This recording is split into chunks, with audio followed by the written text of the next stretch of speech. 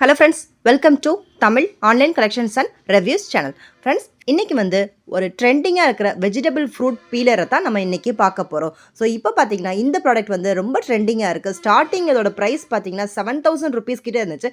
இப்போ அதோட ப்ரைஸ் வந்து ரொம்ப சீப்பாக கிடைக்கிது. ஒரு 500 600 தான் கிடைக்கிது. நான் வந்து ஒரு 600 ரேஞ்சில் வாங்கியிருக்கேன். ஸோ இது வந்து பார்த்தீங்கன்னா மெயினாக பீல் பண்ணுறதுக்கு தான், காய்கறி வெட்டுறதுக்கு இல்லை, பீல் பண்ணுறதுக்கு ஒரு மோட்டரும் கொடுத்துருவாங்க. 50 வாட்ஸு. அதோட பேட்டரி கெப்பாசிட்டி பார்த்தீங்கன்னா 1300 mAh பேட்டரி. ஸ்டெயின்லெஸ் ஸ்டீல் பிளேட்ஸும் கொடுத்துருக்காங்க. பவுல் பார்த்தீங்கன்னா உங்களுக்கு பாலி கார்பனேட்டில் வர்ற மாதிரி இருக்கும். 5 பிளேடு இருக்குது. ஸோ இது வந்து நமக்கு பீல் பண்ணுறதுக்கு மட்டும்தான், சாப் பண்ணுறதுக்கு கிடையாது. ஸோ இது வந்து புஷர் பவுலு. இதையும் இதில் வந்து இன்சர்ட் பண்ணி வச்சுட்டு அதுக்கப்புறமா நம்ம ஃபுட்ஸை வந்து போடணும். இது வந்து டிட்டாச்சபிள் பவுல் தான்.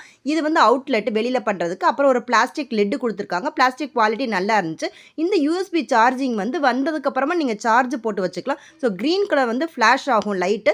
ஸோ இது முடிஞ்சதுக்கப்புறமா அந்த சார்ஜ் ஆஃப் பண்ணிவிட்டு நம்ம வச்சுக்கலாம். ஸோ ஒரு தடவை சார்ஜ் போட்டால் கொஞ்சம் நேரம் நல்லாவே நிறைய நாள் யூஸ் பண்ணுற மாதிரி தான் இருக்குது. ஸோ 50 வாட்ஸ் மோட்டர் இல்லையா. ஸோ இப்போ யூஸ் பண்ணி பார்த்தாச்சு.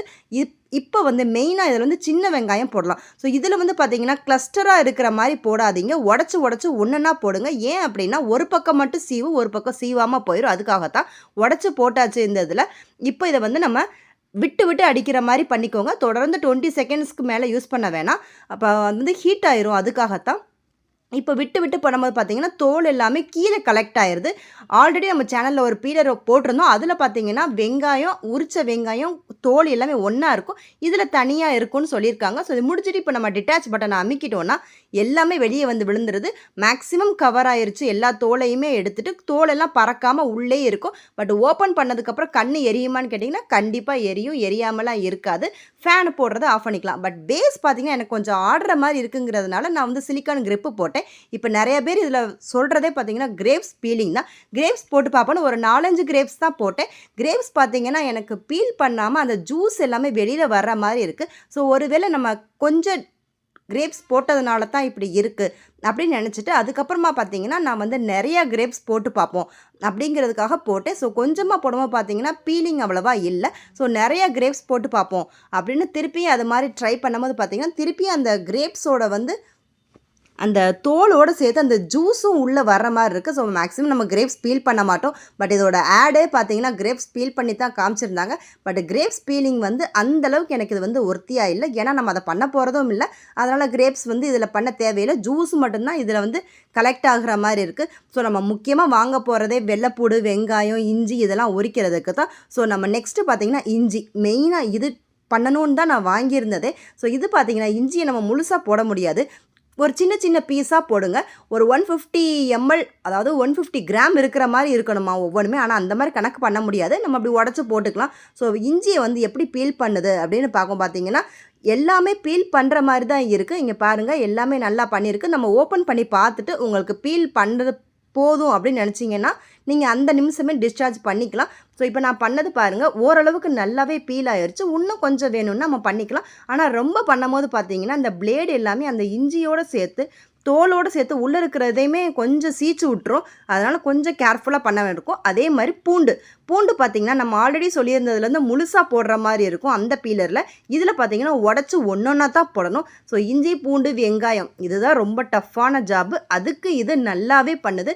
ஸோ பூண்டையும் பார்த்திங்கன்னா நல்லா பண்ணிருச்சு. ஆனால் என்னென்னா கீழே வந்து டஸ்ட்டு கலெக்ட் ஆகாமல் இதோட சேர்ந்தே விழுகிற மாதிரி தான் இருக்குது. தென் பார்த்திங்கன்னா டொமேட்டோஸ் வந்து மோரோவர் நம்ம பண்ண மாட்டோம் எப்போவுமே பீலிங்னா.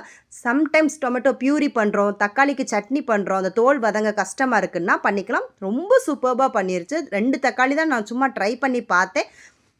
மோரோவர் நீங்கள் வந்து இதில் வந்து நிறையா டம்ப் பண்ணாமல் கொஞ்சமாக போட்டு பாருங்கள். தக்காளியை ரொம்ப சூப்பராக சீச்சிருந்துச்சு. அதே மாதிரி கேரட்டையும் உருளைக்கிழங்கையும் சும்மா டெஸ்டிங்காக ஒன்று போட்டு பார்த்தேன். நல்லா பண்ணியிருந்துச்சு.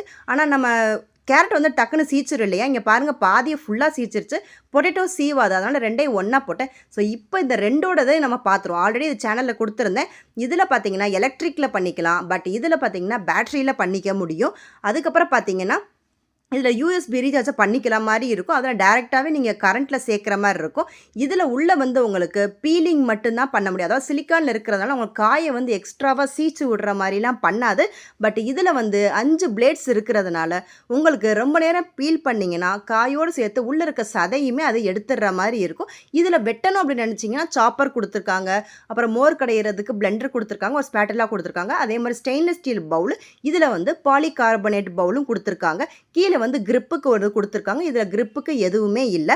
அந்த கிரிப்பையுமே பார்த்தீங்கன்னா நீங்கள் கழுவிக்கலாம், கழட்டியும் வச்சுக்கலாம். அந்த மாதிரி தான் கொடுத்துருக்காங்க. பட் இது ரெண்டுலேயுமே பார்த்தீங்கன்னா இதில் ஃபுல்லாக போடலாம் நிறையா.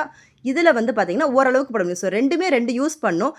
ஸோ இது ரெண்டுலேயுமே பார்த்தீங்கன்னா அட்வான்டேஜ் டிஸ்அட்வான்டேஜ் ரெண்டுமே இருக்குது. ஸோ இந்த ஸ்டெயின்லெஸ் ஸ்டீல் பீலரில் பார்த்தீங்கன்னா உங்களால் வெங்காயம் உரிக்க முடியாது. ஆல்ரெடி அந்த வீடியோவில் சொல்லியிருப்பேன், நீங்கள் வேணால் செக் பண்ணி பாருங்கள். முழுசாக நீங்கள் பூண்டை போட்டுக்கலாம். பட் இதில் பார்த்தீங்கன்னா வெங்காயம் சூப்பராக உரிக்குது. ஆனால் ப்ராடக்ட் வந்து ஜஸ்ட்டு பீல் மட்டும் தான் கட் பண்ண முடியாது. உங்களுக்கு பீலிங் கட்டிங் 2 வேணும்னா நீங்கள் போக வேண்டியது அந்த ஸ்டெயின்லெஸ் ஸ்டீலுக்கு தான்.